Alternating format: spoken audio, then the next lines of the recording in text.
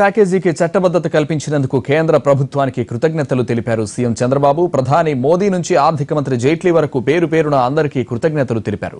దీనికి సంబంధించిన ప్రస్తుతం ఏపీ అసెంబ్లీలో చంద్రబాబు మాట్లాడుతున్నారు. ఆ లైవ్ చూద్దాం. అగ్రిమెంట్ కన్క్లూడెడ్ 2/3/2013 అగ్రిమెంట్ వాల్యూ 4054 కోట్లు ట్రాన్స్ స్ట్రైక్ ఇచ్చారు దిశ. నేను ఎక్కడ మీ దృష్టికి అందిస్తానంటే దిశ, ఇంత డబ్బులు ఖర్చు పెట్టిన ప్రాజెక్ట్ ఎందుకు ప్రీ క్లోజ్ చేయాల్సి వచ్చింది? ప్రీ క్లోజ్ చేసిన తర్వాత 5 సంవత్సరాలు ఎందుకు టైం పట్టింది? ఈ ప్రాజెక్టు పైన గత ప్రభుత్వాలకు ఎంత శ్రద్ధ ఉందో ఈ ఒక్క ఉదాహరణ చాలా దిశ. పనుల కోసరం కక్కుర్తి పడ్డారు తప్ప పోలవరం ప్రాజెక్టు పైన వీళ్ళకి అభిమానం లేదనేది ఆ నాయకులే చెప్పాల దిశ. ఎవరున్నారో వాళ్ళే చెప్పాల దిశ. రెండవ దిశ, ఈరోజు ఇంకొక పక్క వస్తే కాంగ్రెస్ పార్టీ అధ్యక్ష, ఈరోజు కాంగ్రెస్ పార్టీని మీరు చూస్తే కాంగ్రెస్ పార్టీని మీరు ఒకసారి ఆలోచిస్తే అధ్యక్ష, మొసలి కన్నీళ్లు గారుస్తున్నారు అధ్యక్ష. పార్లమెంట్ లో చెప్పింది అధ్యక్ష, ఆ రోజు ప్రధానమంత్రి నరేంద్ర మోడీ మన పివి నరసింహరావు మన్మోహన్ సింగ్ గారు అధ్యక్ష ఒక స్టేట్మెంట్ ఇచ్చాడు అధ్యక్ష. ఆ స్టేట్మెంట్ ఏంటంటే, ఇది ఫిబ్రవరి 20, 2014. I would like to reassure honorable members that if any further amendments are needed to facilitate smooth and full rehabilitation and resettlement R&R for the Polavaram project, they will be given effect to at the earliest. Our government will execute the Polavaram project. Let there be no doubt about it. ఇది ఆయన ఇచ్చిన statement అధ్యక్ష. అదే మరి అధ్యక్ష ఒక file పుట్టప్ చేశారు అధ్యక్ష క్యాబినెట్ లో. While scrutinizing the section pertaining to the Polavaram multipurpose national project, it was felt that an amendment to the section 3 of Andhra Pradesh Reorganization Act 2014 was necessary if the project was to be implemented expeditiously and to facilitate smooth and full rehabilitation and resettlement, as well as ensure administrative continuity. Consequently, a note dated 1st March 2014 was prepared for the approval of the cabinet for making the amendment by issuing an ordinance. The cabinet in its meeting held on the 2nd March 2014 declined the request for issuing an ordinance and directed that an appropriate bill be introduced on the subject in the state session of the parliament. ఏమన్నా దేశ ఆడ parliament లో పెద్ద మనిషి ఆయన చెప్పాడు, cabinet లో reject చేశారు, మళ్ళా నెక్స్ట్ సెషన్ లో పెట్టమన్నారు. అంటే దేశ ఈరోజు ఇక్కడ మనం ఒకసారి ఆలోచిస్తే, ఫస్ట్ ఆఫ్ ఆల్ ఇక్కడ రాష్ట్ర ప్రభుత్వం ప్రాజెక్ట్ మీద ఆడుకున్నారు. టెండర్లు పిలిచారు, క్యాన్సిల్ చేశారు, ప్రీ క్లోజ్ చేశారు, బెదిరించారు. ఇక్కడ జరిగింది. తర్వాత బైఫర్కేషన్ యాక్ట్ లో పెట్టారు. బైఫర్కేషన్ యాక్ట్ లో పెట్టిన వ్యక్తులు కనీసం ఆర్డినెన్స్ పాస్ చేసి మనకి ఇవ్వకుండా 7 మండలాలని అక్కడే 7 మండలాల్లో పెట్టారు. అధ్యక్ష, పోలవరం ప్రాజెక్ట్ ఈరోజు ఏది అధ్యక్ష? ఒకసారి ఆ 7 మండలాలు మన రాష్ట్రానికి రాకపోయి ఉంటే ఈరోజు పోలవరం జరిగేదా నేను అడుగుతున్నా. కనీసం ఒక గ్రామం అయినా వచ్చేదా నేను అడుగుతున్నా. అధ్యక్ష, నేను గర్వంగా చెప్తున్నా, నేను ఎలక్ట్ అయ్యాం, ప్రధానమంత్రి నరేంద్ర మోడీ గారు ఎంపికయ్యారు, ఆయన కూడా ప్రైమ్ మినిస్టర్ అయ్యారు. 26వ తారీఖున ఆయన ప్రమాణ స్వీకారం చేశారు. నేను అక్కడికి వెళ్ళాను. నేను ఆ రోజు ఒకే మాట చెప్పాను, రేపు మీ కేబినెట్ మీటింగ్ ఉంది పార్లమెంట్ సమావేశాల కోసం. మీరు కానీ రేపు పార్లమెంట్లో మా యొక్క 7 మండలాలు మాకు ఇవ్వకపోతే మళ్ళీ జీవితంలో మాకు 2వ తారీఖున జూన్ 2వ తారీఖున బైఫర్కేషన్ 2 రాష్ట్రాలు అవతరణ అవుతాయి. అక్కడి నుంచి మళ్ళీ అసెంబ్లీలకు పోవాలి, మళ్ళీ జరగదు. ఒకవేళ కానీ ఈ 7 మండలాలు మాకు ఇచ్చే విధంగా మీరు ఒక ఆర్డినెన్స్ తీసుకురాకపోతే ఇవ్వకపోతే నేను ప్రమాణ స్వీకారం కూడా చేయను, ఆ పదవి నాకు అవసరం లేదని చాలా స్పష్టంగా చెప్పాను అధ్యక్ష. అధ్యక్ష, నేను చెప్పిన తర్వాత అధ్యక్ష, ఈ రాష్ట్రం మీద అభిమానం లేకపోతే కేంద్రం కూడా చేసి ఉండదు అధ్యక్ష. చరిత్రలో, భారతదేశ చరిత్రలో కేంద్ర పార్లమెంట్ సమావేశం పెట్టుకున్నది ఫస్ట్ సమావేశం మనం కూడా పెట్టుకుంటాం. మొన్న కూడా మన సమావేశం పెట్టుకున్నది అసెంబ్లీలు పెట్టుకోవడానికి, ప్రమాణ స్వీకారం చేయడానికి పెడతా ఉంటాం.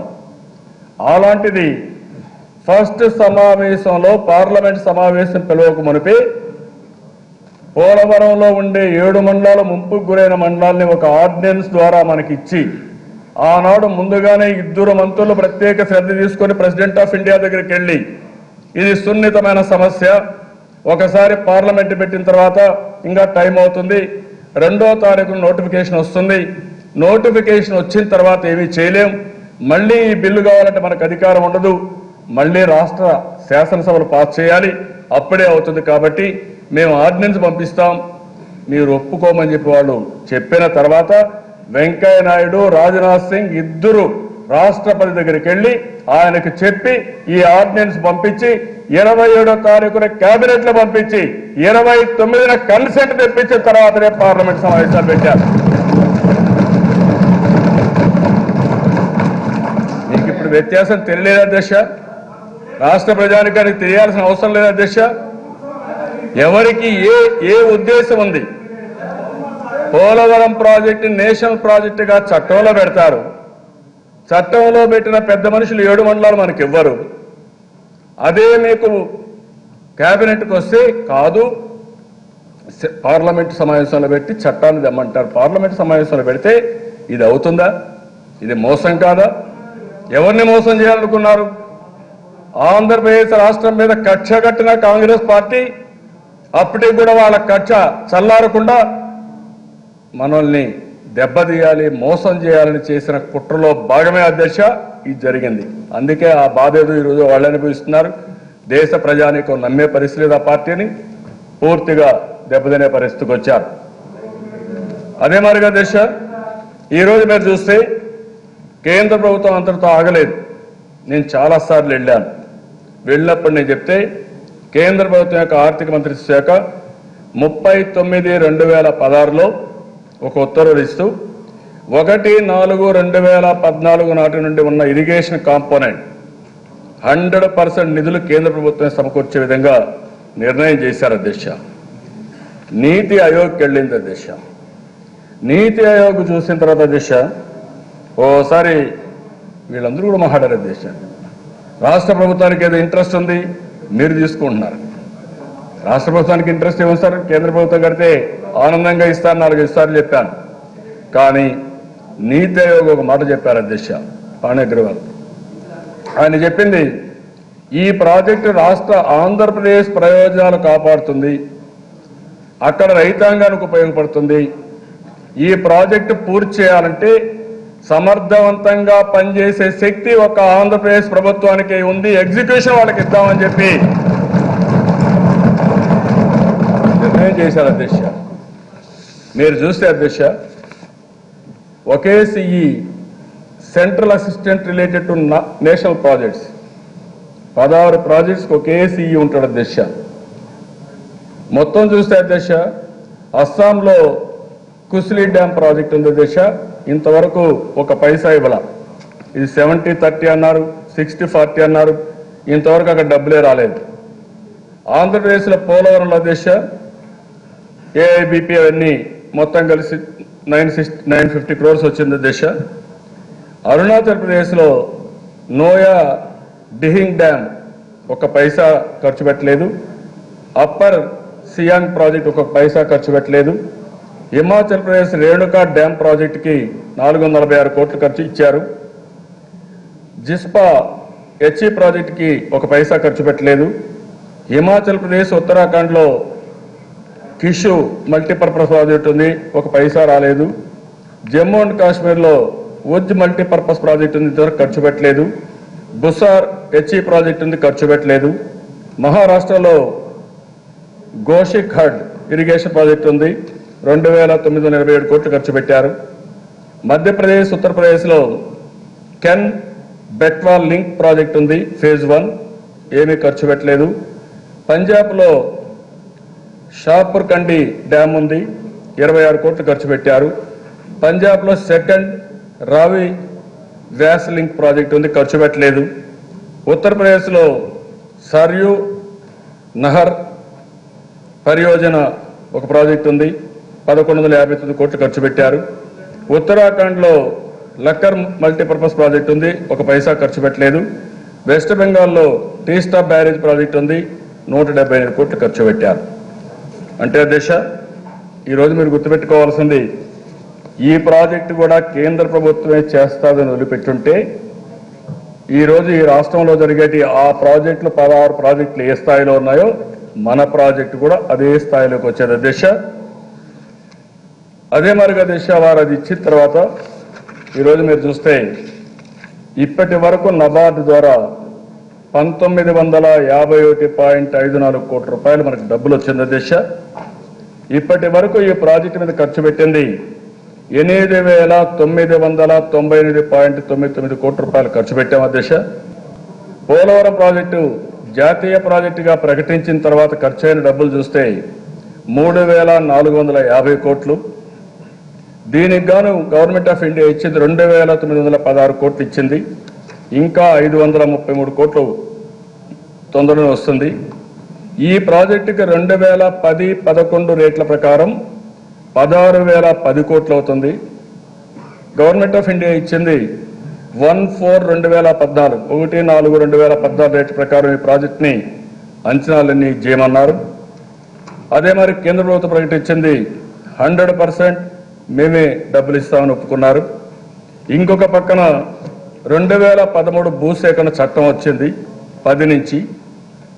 ఆ చట్ట ప్రకారం ల్యాండ్ ఎక్విజిషన్ కూడా మనం చేయాల్సిన అవసరం ఉంది, వాళ్ళకు కూడా చెల్లింపులు చేయాల్సిన అవసరం ఉంది. ఈ విషయంలో మనం గవర్నమెంట్ ఆఫ్ ఇండియాతో ఎప్పటికప్పుడు సమావేశాలు పెట్టుకోవడం ఎన్ని చేశాం అధ్యక్ష. ఇటీవల కాలంలో మీరు ఒకసారి ఆలోచిస్తే నేను ఈ ప్రాజెక్టు మీద ఎంత ప్రత్యేకమైన శ్రద్ధ పెట్టారంటే, నేను రాష్ట్రానికి ఇది ఒక జీవనాడి. పోలవరం ప్రాజెక్టు పూర్తి చేసుకోగలిగితే ఈ రాష్ట్రం సస్యశ్యామలం అవుతున్న దాంట్లో ఎవ్వరికీ ఆశ్చర్యం లేదు, అతిశయోక్తి కూడా కాదు. దీన్ని పూర్తి చేయడం కోసం 14 సార్లు పర్సనల్ ఇన్స్పెక్షన్ చేశాను, 18 సార్లు వర్చువల్ ఇన్స్పెక్షన్ చేశాను, ఏజెన్సీస్ అన్నీ కూడా పెట్టాను. ప్రతి సోమవారం ప్రాజెక్ట్ రివ్యూ పెట్టాను. సోమవారం పేరు కూడా మార్చుకొని పోలవారంగా నామకరణం చేసుకున్నా నా డైరీలో. ఎందుకంటే ఈ ప్రాజెక్టు పూర్తి చేయాలనేది ఒక సంకల్పం పెట్టుకున్నాం, టెక్నాలజీ ఉపయోగిస్తున్నాం.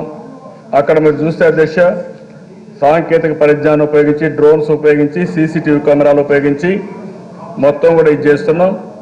ఇప్పటి వరకు 41% ప్రాజెక్టు పనులు పూర్తయినాయి. అది లెఫ్ట్ కెనాల్ కానీ, రైట్ కెనాల్ కానీ, ప్రాజెక్ట్ కానీ, హెడ్ వర్క్స్ కానీ 41% పూర్తయినాయి. ఇంకొక పక్కన దిశ ఇంటర్నేషనల్గా బెస్ట్ కంపెనీస్ అన్ని టెక్నాలజీ ఉన్నో వాళ్ళందరినీ చేశాం. అత్యున్నతమైన ఆధునిక యంత్రాలు తీసుకొచ్చాం. సాంకేతిక పరిజ్ఞానం ఏదైతే తీసుకొస్తున్నాం. పోలవరం ప్రాజెక్ట్ అథారిటీ ఎప్పటికప్పుడు దేశంలో ఉండే ఎక్స్పర్ట్స్ని, అదే మరిగా యూనివర్సిటీస్ అన్నిట్లో కూడా వాళ్ళు కూడా ఇది చేస్తున్నారు.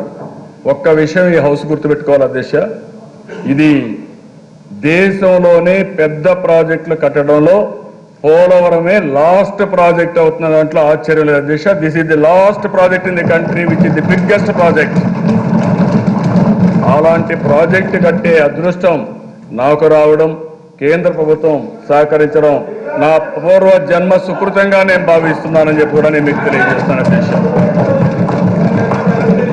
ఈ ప్రాజెక్టుల అధ్యక్ష 60% మట్టి రాయి పనులు పూర్తయినాయి, 30% కాంక్రీట్ పనులు పూర్తయినాయి. అదే మరిగా అధ్యక్ష స్పిల్వే కాంక్రీట్ పనులు, డయాఫామ్ వాల్ పనులు, అదే మరి రేడియల్ గేట్స్ ఫ్యాబ్రికేషన్, ఇంకో పక్కన కాపర్ డ్యామ్, ఇవన్నీ కూడా చురుగ్గా పనులన్నీ ఏజెన్సీస్ పెట్టాం, అవన్నీ కూడా అవుతున్నాయి. ఇంకో